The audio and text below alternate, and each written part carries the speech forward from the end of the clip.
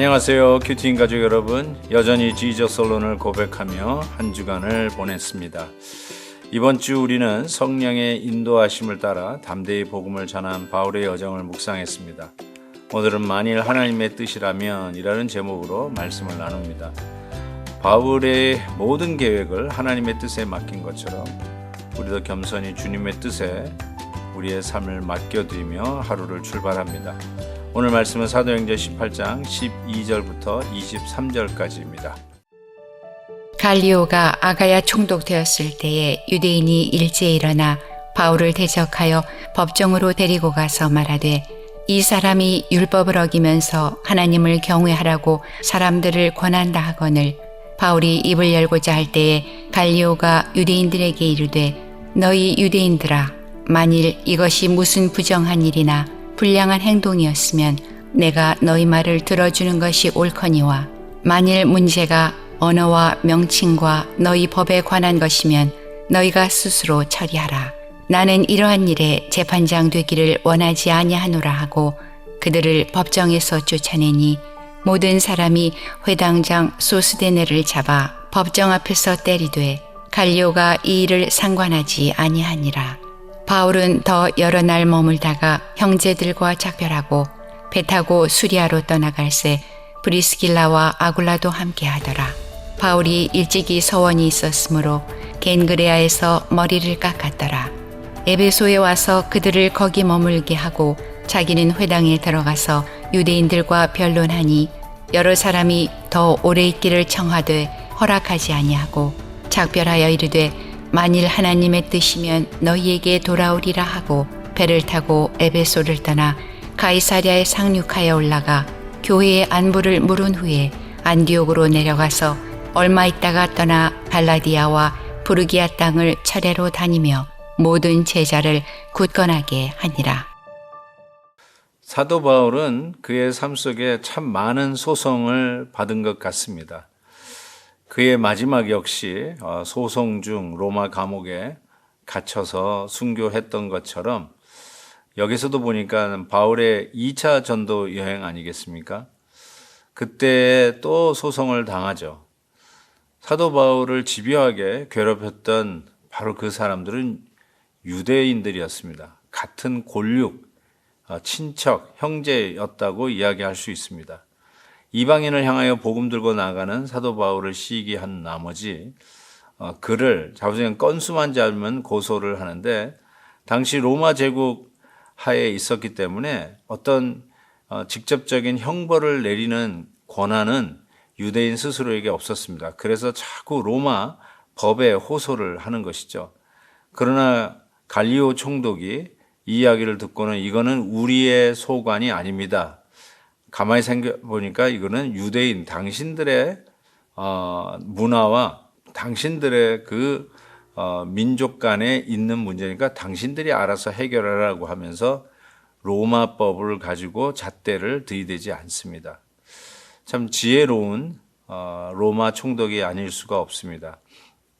앞으로도 우리가 로마서에서 느껴지는 것은 실은 이 복음의 방해꾼은 로마라기보다 기득권자 유대인이었음을 은근히 빗대어서 설명하고 있는 것을 느낄 수가 있습니다. 소위 백부장 이야기도 그렇고요. 어쨌든 오늘 말씀도 역시 바울의 이 복음의 전도를 하는 길을 방해하는 자는 유대인이었지 오히려 로마는 바울을 도와주고 있는 조력자의 입장에서 그려지곤 합니다.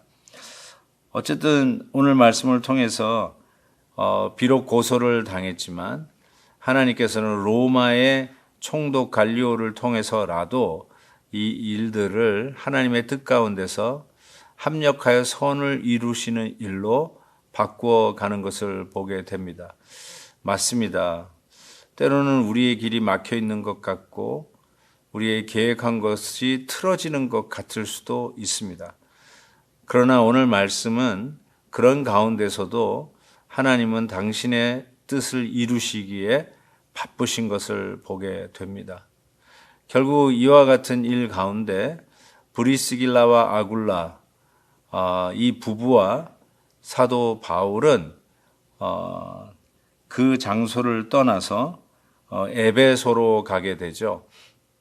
고린도를 떠나면서 고린도 앞에 있는 그 바다 갱그리아라고 하는 그 항구에서 서약한 대로 머리를 깎는 의례를 행합니다. 즉 자기가 하나님 앞에 서원한 것을 다시 한번 지킬 것을 각오하는 마음으로 머리를 깎습니다. 지금도 아마 머리를 깎을 때는 우리에게 비장한 각오가 서 있는 것을 깨닫게 됩니다.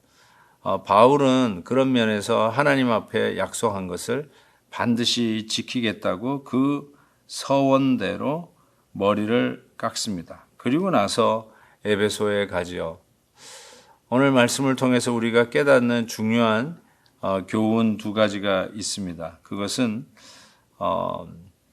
어떠한 난관이 봉착했을지라도 그 난관을 뚫고 가는 일에 하나님은 의뢰로 뜻밖의 인물을 사용하시죠. 바로 로마의 총독 갈레오를 사용하는 것처럼 하나님은 우리에게 뜻밖의 선물을 주시는 경우가 있습니다.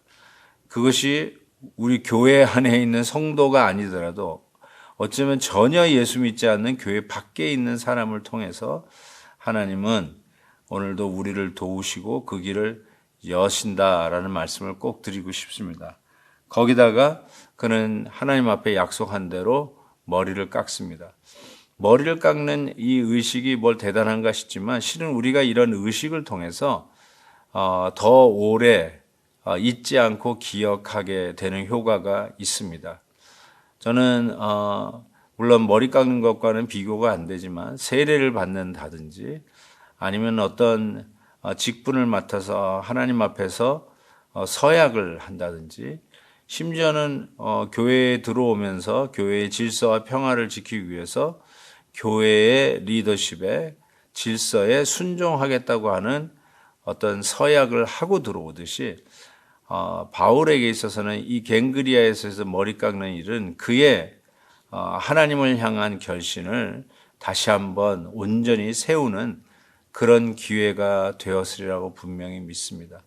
그래서 우리가 함께하는 여러 가지 행사들을 간과하지 말고 혹은 평가절하하지 말고 오히려 하나님을 향한 우리의 헌신을 오랫동안 기억하며 잊지 않고 그대로 행하는 저희들이 되었으면 좋겠습니다. 사랑하는 우리 큐티인 가족 여러분, 오늘도 이 말씀을 통해서 든든히 서시기를 부탁을 드립니다. 예수 안에서 참된 승리가 보장되어 있습니다. 하나님 아버지 감사합니다. 오늘 말씀을 통해서 다시 한번 우리의 삶이 꾸꾸라지고 연약할 때에도 우리 하나님은 여전히 우리와 함께 계시는 주님인 것을 고백합니다. 말씀으로 깨우쳐 주셨사오니 말씀대로 실천하는 저희들이 되게 해 주옵소서. 예수 그리스도의 이름으로 기도하옵나이다. 아멘.